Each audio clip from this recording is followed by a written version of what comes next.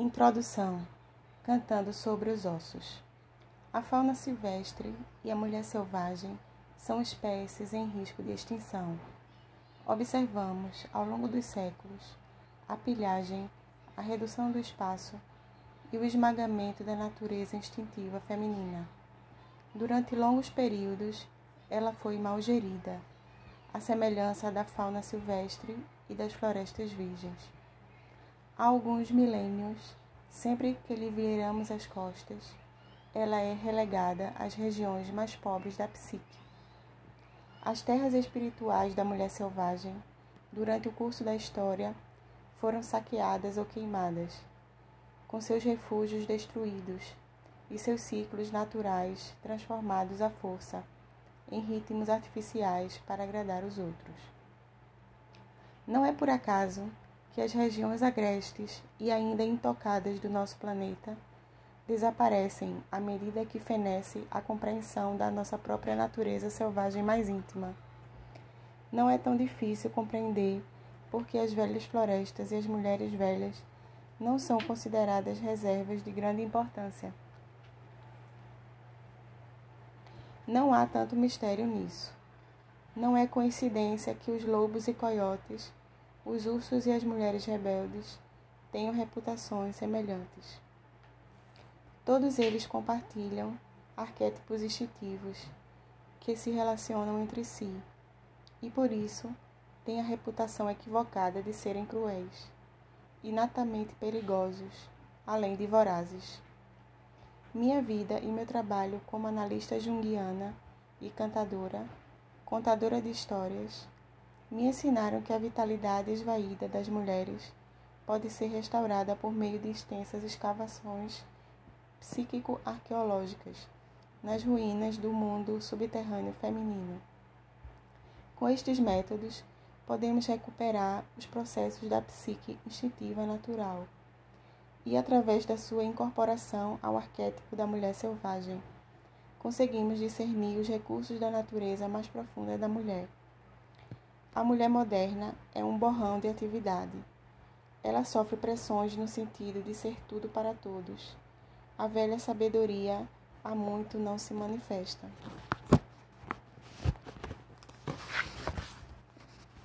O título deste livro, Mulheres que Correm com os Lobos, Mitos e Histórias do Arquétipo da Mulher Selvagem, foi inspirado em meu estudo sobre a biologia de animais selvagens, em especial os lobos. Os estudos dos lobos Canis lupus e Canis rufus são como a história das mulheres, no que diz respeito à sua vivacidade e à sua labuta. Os lobos saudáveis e as mulheres saudáveis têm certas características psíquicas em comum: percepção aguçada, espírito brincalhão e uma elevada capacidade para a devoção. Os lobos e as mulheres são gregários por natureza, curiosos, dotados de grande resistência e força. São profundamente intuitivos e têm grande preocupação para com seus filhotes, seu parceiro e sua matilha. Têm experiência em se adaptar a circunstâncias em constante mutação. Têm uma determinação feroz e extrema coragem. No entanto, as duas espécies foram perseguidas e acossadas, sendo-lhes falsamente atribuído o fato de serem trapaceiros e vorazes, excessivamente agressivos e de terem menor valor do que seus detratores. Foram alvo daqueles que prefeririam arrasar as matas virgens, bem como os arredores selvagens da psique, erradicando o que fosse instintivo, sem deixar que dele restasse nenhum sinal. A atividade predatória contra os lobos e contra as mulheres, por parte daqueles que não os compreendem, é de uma semelhança surpreendente, pois foi aí que o conceito do arquétipo da mulher selvagem primeiro se concretizou para mim, no estudo dos lobos. Estudei também outras criaturas, como, por exemplo, os ursos, os elefantes e os pássaros da alma, as borboletas. As características de cada espécie fornecem indicações abundantes do que pode ser conhecido sobre a psique instintiva da mulher. A mulher selvagem passou pelo meu espírito 2 vezes. A primeira, pelo fato de haver nascido de uma linhagem hispano-mexicana, tipicamente passional, e a segunda, por ter sido adotada por uma família de húngaros impetuosos. Cresci próximo à fronteira dos estados de Michigan e Indiana, cercada de bosques, pomares e campos, e perto dos grandes lagos. Ali, os trovões e os relâmpagos eram meu principal alimento. Os milharais estalavam e falavam alto à noite. Mais ao norte, os lobos vinham até as clareiras ao luar, para pular e uivar. Todos podíamos beber dos mesmos regatos sem medo. Embora eu não a chamasse por esse nome na época, meu amor pela mulher selvagem começou quando eu era pequena. Eu era uma esteta, não uma atleta, e meu único desejo era o de perambular em êxtase. A mesas e cadeiras, eu preferia o chão, as árvores e as cavernas, porque nesses lugares eu sentia como se pudesse me encostar no rosto de Deus. O rio sempre queria ser visitado, depois que escurecesse. Os campos precisavam de alguém que neles caminhasse para que pudessem farfalhar, conversando. As fogueiras precisavam ser feitas na floresta à noite, e as histórias precisavam ser contadas onde os adultos não pudessem ouvir. Tive a sorte de crescer na natureza. Lá, os raios me falaram da morte repentina e da evanescência da vida. As ninhadas de camundongos revelavam que a morte era amenizada pela nova vida. Ao desenterrar contas de índios, trilobites na terra preta, eu compreendia que os seres humanos estão por aqui há muito, muito tempo. Tive aulas sobre a sagrada arte da autodecoração com borboletas pousadas no alto da minha cabeça, vagalumes servindo de joias durante as noites, e rãs verde esmeralda como pulseiras. Uma loba matou um de seus filhotes, que estava mortalmente ferido. Para mim, foi como uma dura lição sobre a compaixão e a necessidade de permitir que a morte venha aos que estão morrendo. As lagartas cabeludas que caíam dos seus galhos e voltavam a subir, arrastando-se, me ensinaram a determinação. As cócegas do seu caminhar no meu braço me revelaram como a pele pode ter vida própria. Subir ao alto das árvores me mostrou como seria o sexo um dia. Minha própria geração, posterior à Segunda Guerra Mundial, cresceu numa época em que as mulheres eram infantilizadas e tratadas como propriedade. Elas eram mantidas como jardins, sem cultivo, mas felizmente sempre chegava alguma semente trazida pelo vento. Embora o que escrevessem fosse desautorizado, elas insistiam a si mesmo. Embora o que pintassem não recebesse reconhecimento, nutria a alma do mesmo jeito. As mulheres tinham de implorar pelos instrumentos e pelo espaço necessário às suas artes. E se nenhum se apresentasse, elas abriam espaço em árvores, cavernas, bosques e armários. A dança mal conseguia ser tolerada, se é que o era, e por isso elas dançavam na floresta, onde ninguém podia vê-las, no porão ou no caminho para esvaziar a lata de lixo. A mulher que se enfeitava despertava suspeitas. Um traje ou o próprio corpo alegre aumentava o risco de ela ser agredida ou de sofrer violência sexual. Não se podia dizer que lhe pertenciam as roupas que cobriam os seus próprios ombros. Era uma época em que os pais que maltratavam seus filhos eram simplesmente chamados de severos, em que as lacerações espirituais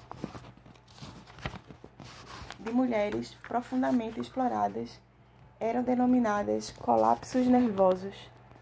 em que as meninas e as mulheres que vivessem apertadas em cintas, amordaçadas e contidas, eram consideradas certas, enquanto aquelas que conseguiam fugir da coleira uma ou duas vezes na vida eram classificadas de erradas.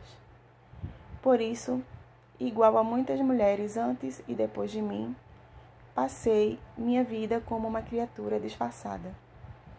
À semelhança da parentela que me precedeu, andei cambaleante em saltos altos e fui à igreja usando vestido e chapéu. No entanto, minha cauda fabulosa muitas vezes aparecia por baixo da bainha do vestido, e minhas orelhas se contorciam até meu chapéu sair do lugar, no mínimo cobrindo meus olhos, e às vezes indo parar do outro lado da nave. Não me esqueci da canção daqueles anos sombrios, Hambre del alma, a canção da alma faminta. Mas também não me esqueci do alegre canto rondo, o canto profundo, cuja letra volta à nossa mente quando nos dedicamos à regeneração do espírito.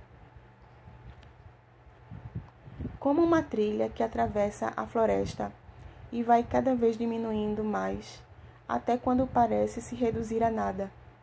A teoria psicológica tradicional esgota-se rápido demais para a mulher criativa, talentosa, profunda. A psicologia tradicional é muitas vezes lacônica ou totalmente omissa quanto a questões mais profundas, importantes para as mulheres. O aspecto arquetípico, o intuitivo, o sexual e o cíclico, as idades das mulheres, o jeito de ser mulher, a sabedoria da mulher, seu fogo criador. Foi isso o que direcionou meu trabalho sobre o arquétipo da mulher selvagem durante quase 2 décadas. As questões da alma feminina não podem ser tratadas tentando-se esculpi-la de uma forma mais adequada a uma cultura inconsciente. Nem é possível dobrá-la, até que tenha um formato intelectual mais aceitável para aqueles que alegam ser os únicos detentores do consciente. Não. Foi isso o que já provocou a transformação de milhões de mulheres, que começaram como forças poderosas e naturais, impárias na sua própria cultura. Na verdade, a meta deve ser a recuperação e o resgate da bela forma psíquica natural da mulher. Os contos de fadas, os mitos e as histórias proporcionam uma compreensão que aguça nosso olhar para que possamos escolher o caminho deixado pela natureza selvagem. As instruções encontradas nas histórias nos confirmam que o caminho não terminou, mas que ele ainda conduz as mulheres mais longe, e ainda mais longe, na direção do seu próprio conhecimento. As trilhas que todas estamos seguindo são aquelas do arquétipo da mulher selvagem, o self instintivo inato. Chamo-a de mulher selvagem, porque essas exatas palavras, mulher e selvagem, criam llamar o tocar a la puerta, a batida dos contos de fadas à porta da psique profunda da mulher. Llamar ou tocar a la puerta significa literalmente tocar um instrumento do nome para abrir uma porta. Significa usar palavras para obter a abertura de uma passagem. Não importa a cultura pela qual a mulher seja influenciada, ela compreende as palavras mulher e selvagem intuitivamente. Quando as mulheres ouvem essas palavras, uma lembrança muito antiga é acionada, voltando a ter vida.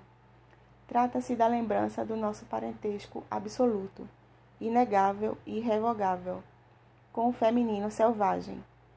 Um relacionamento que pode ter se tornado espectral pela negligência, que pode ter sido soterrado pelo excesso de domesticação, proscrito pela cultura que nos cerca, ou simplesmente não ser mais compreendido. Podemos ter nos esquecido do seu nome, podemos não atender quando ela chama o nosso, mas na nossa medula nós a conhecemos e sentimos sua falta. Sabemos que ela nos pertence, bem como nós a ela, Foi dentro desse relacionamento essencial, fundamental e básico, que nascemos, e na nossa essência é dele que derivamos. O arquétipo da mulher selvagem envolve o ser alfa matrilinear. Há ocasiões em que vivenciamos sua presença, mesmo que transitoriamente, e ficamos loucas de vontade de continuar. Para algumas mulheres, essa revitalizante prova da natureza ocorre durante a gravidez, durante a amamentação, durante o milagre das mudanças que surgem à medida que se educa um filho, durante os cuidados que dispensamos a um relacionamento amoroso, os mesmos que dispensaríamos a um jardim muito querido. Por meio da visão, também temos uma percepção dela, através de cenas de rara beleza. Costumo sentir sua presença quando vejo o que no interior chamamos de pôr do sol divino. Senti que ela se mexeu dentro de mim quando vi os pescadores saindo do lago ao escurecer com as lanternas acesas, e também quando vi os dedinhos dos pés do meu filho recém-nascido, todos enfileirados como grãos de milho doce na espiga. Nós a vemos sempre que a vemos, o que ocorre por toda a parte. Ela também chega a nós através dos sons, da música que faz vibrar o externo e que anima o coração. Ela chega com o tambor, o assobio, o chamado e o grito. Ela vem com a palavra escrita e falada, às vezes uma palavra, uma frase, um poema ou uma história soa tão bem, soa tão perfeitamente, que faz com que nos lembremos, pelo menos por um instante, da substância da qual somos feitas e do lugar que é o nosso verdadeiro lar. Essas efêmeras provas da natureza vêm durante a mística da inspiração. Ah, ela está aqui. Ai, ela já se foi. O anseio por ela surge quando nos encontramos por acaso com alguém que manteve esse relacionamento selvagem. Ele brota quando percebemos que dedicamos pouquíssimo tempo à fogueira mística ou ao desejo de sonhar, um tempo ínfimo à nossa própria vida criativa, ao trabalho da nossa vida ou aos nossos verdadeiros amores. Contudo, são esses vislumbres fugazes, originados tanto da beleza quanto da perda, que nos deixam tão desoladas, tão agitadas, tão ansiosas que acabamos por seguir nossa natureza selvagem. É então que saltamos floresta adentro, em meio ao deserto ou à neve, e corremos muito, com nossos olhos varrendo o solo, nossos ouvidos em fina sintonia, procurando em cima e embaixo, em busca de uma pista, um resquício, um sinal de que ela ainda está viva, de que não perdemos nossa oportunidade. E quando farejamos seu rastro, é natural que corramos muito para alcançá-la, que nos livremos da mesa de trabalho, dos relacionamentos, que esvaziemos nossa mente, viremos uma nova página, insistamos numa ruptura, desobedeçamos as regras, paremos o mundo, porque não vamos mais prosseguir sem ela. Uma vez que as mulheres a tenham perdido e a tenham recuperado, elas lutarão com garra para mantê-la, pois com ela suas vidas criativas florescem, seus relacionamentos adquirem significado, profundidade e saúde. Seus ciclos de sexualidade, criatividade, trabalho e diversão são restabelecidos. Elas deixam de ser alvo para as atividades predatórias dos outros, segundo as leis da natureza. Elas têm igual direito a crescer e vicejar. Agora, seu cansaço do final do dia tem como origem o trabalho e esforços satisfatórios, não o fato de viverem enclausuradas no relacionamento, no emprego ou num estado de espírito pequenos demais. Elas sabem instintivamente quando as coisas devem morrer e quando devem viver. Elas sabem como ir embora e como ficar. Quando as mulheres reafirmam seu relacionamento com a natureza selvagem, elas recebem o dom de dispor de uma observadora interna permanente, uma sábia, uma visionária, um oráculo, uma inspiradora, uma intuitiva, uma criadora, uma inventora e uma ouvinte que guia, sugere e estimula uma vida vibrante nos mundos interior e exterior. Quando as mulheres estão com a mulher selvagem, a realidade desse relacionamento transparece nelas. Não importa o que aconteça, essa instrutora, mãe e mentora selvagem dá sustentação às suas vidas, interior e exterior. Portanto, o termo selvagem, nesse contexto, não é usado em seu atual sentido pejorativo de algo fora de controle, mas em seu sentido original, de viver uma vida natural, uma vida em que a criatura tenha uma integridade inata e limites saudáveis. Essas palavras, mulher e selvagem, fazem com que as mulheres se lembrem de quem são e do que representam. Elas criam uma imagem para descrever a força que sustenta todas as fêmeas. Elas encarnam uma força sem a qual as mulheres não podem viver. O arquétipo da mulher selvagem pode ser expresso em outros termos igualmente apropriados. Pode-se chamar essa poderosa natureza psicológica de natureza instintiva, mas a mulher selvagem é a força que está por trás dela. Pode-se chamá-la de psique natural, mas também o arquétipo da mulher selvagem se encontra por trás dela. Pode-se chamá-la de natureza básica e inata das mulheres. Pode-se chamá-la de natureza intrínseca, inerente às mulheres. Na poesia, ela poderia ser chamada de outra. 7 oceanos do universo, bosques distantes, ou a amiga. Na psicanálise, e a partir de perspectivas diversas, ela seria chamada de id, de self, de natureza medial. Na biologia, ela seria chamada de natureza típica ou fundamental. No entanto, por ser tácita, presciente e visceral, entre as cantadoras, ela é conhecida como a natureza sábia ou conhecedora. Ela é às vezes chamada de mulher que mora no final do tempo, ou de mulher que mora no fim do mundo. E essa criatura é sempre uma megera criadora, uma deusa da morte, uma virgem decaída ou qualquer uma de uma série de outras personificações. Ela é amiga e mãe de todas as que se perderam, de todas as que precisam aprender, de todas as que têm um enigma para resolver, de todas as que estão lá fora na floresta ou no deserto, vagando e procurando. Na realidade, no inconsciente psicoide, a camada da qual a mulher selvagem emana, a mulher selvagem não tem nome, por ser tão vasta. Contudo, como ela cria todas as facetas importantes da feminilidade, aqui na Terra recebe muitos nomes, não só para permitir que se examine a infinidade de aspectos da sua natureza, mas também para que as pessoas se agarrem a ela. Como no início, a restauração do nosso relacionamento com ela, a mulher selvagem pode se dissolver em mudança, em fumaça, a qualquer instante. Ao lhe darmos o nome, estamos criando para ela um espaço de pensamento e sentimento dentro de nós. Assim, ela virá e, se for valorizada, permanecerá. Portanto, em espanhol, ela poderia ser chamada de rio abajo rio, o rio por baixo do rio. La mujer grande, a mulher grande. Luz del abis, luz do abismo.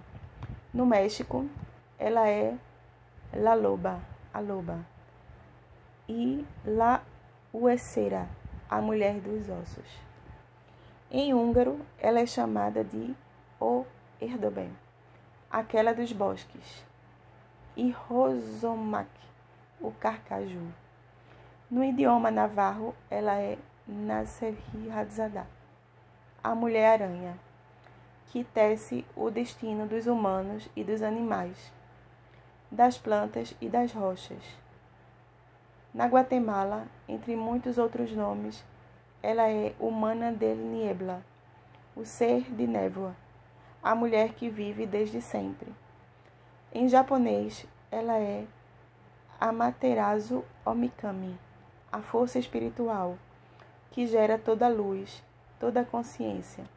No Tibete, ela é chamada de Dakini, a força da dança que produz a clarividência dentro das mulheres. A lista continua, e ela continua. A compreensão dessa natureza da mulher selvagem não é uma religião, mas uma prática. Trata-se de uma psicologia em seu sentido mais verdadeiro, um conhecimento da alma. Sem ela, as mulheres não têm ouvidos para ouvir o discurso da sua alma ou para registrar a melodia dos seus próprios ritmos interiores. Sem ela, a visão íntima das mulheres é impedida pela sombra de uma mão, e grande parte dos seus dias é passada num tédio paralisante, ou então em pensamentos ilusórios. Sem ela, as mulheres perdem a segurança do apoio da sua alma. Sem ela, elas se esquecem do motivo pelo qual estão aqui. Agarram-se às coisas quando seria melhor afastarem-se delas. Sem ela, elas exigem demais, de menos ou nada. Sem ela, elas se calam quando de fato estão ardendo. A mulher selvagem é seu instrumento regulador, seu coração, da mesma forma que o coração humano regula o corpo físico.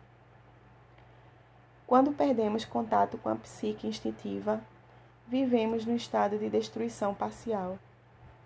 E as imagens e poderes que são naturais à mulher não têm condições de pleno desenvolvimento. Quando são cortados os vínculos de uma mulher com sua fonte de origem, ela fica esterilizada, e seus instintos e ciclos naturais são perdidos, em virtude de uma subordinação à cultura, ao intelecto ou ao ego, dela própria ou de outros. A mulher selvagem é a saúde para todas as mulheres. Sem ela, a psicologia feminina não faz sentido. Essa mulher não domesticada é o protótipo de mulher. Não importa a cultura, a época, a política, ela é sempre a mesma. Seus ciclos mudam, suas representações simbólicas mudam, mas na sua essência ela não muda. Ela é o que é, e é um ser inteiro. Ela abre canais através das mulheres. Se elas estiverem reprimidas, ela luta para erguê-las. Se elas forem livres, ela é livre. Felizmente, por mais que seja humilhada, ela sempre volta à posição natural. Por mais que seja proibida, silenciada, podada, enfraquecida, torturada, rotulada de perigosa, louca e de outros depreciativos, ela volta à superfície nas mulheres, de tal forma que mesmo a mulher mais tranquila, mais contida, guarda um canto secreto para a mulher selvagem. Mesmo a mulher mais reprimida tem uma vida secreta, com pensamentos e sentimentos ocultos, que são exuberantes e selvagens, ou seja, naturais. Mesmo a mulher presa com a máxima segurança, reserva um lugar para o seu self selvagem, pois ela intuitivamente sabe que um dia haverá uma saída, uma abertura, uma oportunidade, e ela poderá escapar. Creio que todos os homens e mulheres nascem com talentos. No entanto, a verdade é que houve pouca descrição dos hábitos e das vidas psicológicas de mulheres talentosas, criativas, brilhantes. Muito foi escrito, porém, a respeito das fraquezas e defeitos dos seres humanos em geral, e das mulheres em particular. No caso do arquétipo da mulher selvagem, para vislumbrá-la, captá-la e utilizar o que ela oferece, precisamos nos interessar mais pelos pensamentos, sentimentos e esforços que fortalecem as mulheres e computar corretamente os fatores íntimos e culturais que as debilitam.